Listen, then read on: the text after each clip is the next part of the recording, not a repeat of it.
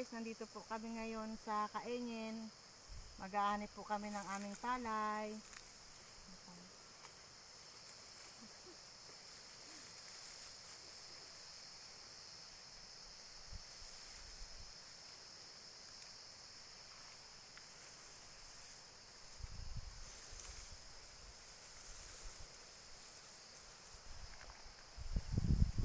Nandito po kami sa bahagi ng ilang bahagi ng aming palaya na nadaanan po ng hangin at matinding ulan.